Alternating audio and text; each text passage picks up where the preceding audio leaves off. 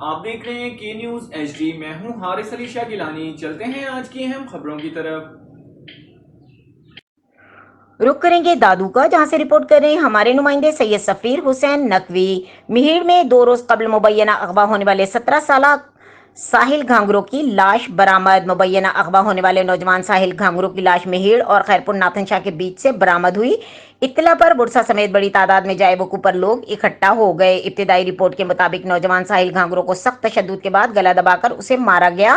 واضح رہے کہ 2 روز قبل تھانہ بی سیکشن مہیڑ کے حدود سٹیزن کالونی رہائشی 17 سالہ نوجوان ساحل گھانگرو مبینہ طور پر اغوا ہوا تھا۔ مبینہ اغوا ہونے والے نوجوان کے ورثاء کی جانب سے تھانہ مہیڑ رپورٹ درج بھی کرائی گئی تھی۔ ورثاء نے پولیس کو بیان دیا تھا کہ ہماری کسی سے کوئی دشمنی نہیں۔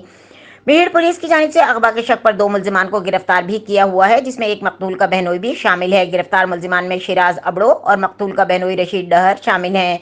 ذرائع کے مطابق گرفتار ملزمان نے نوجوان ساحل گھانگرو کو اغوا کرنے کا اعتراف بھی کیا تھا۔ دوسری جانب اس وقت نوجوان کی تشدد زدہ لاش برآمد ہوئی۔ پولیس کے مطابق مہیڑ اسپتال میں لاش کا پوسٹ مارٹم جاری ہے، جس کے بعد مزید کارروائی عمل میں لائی جائے گی۔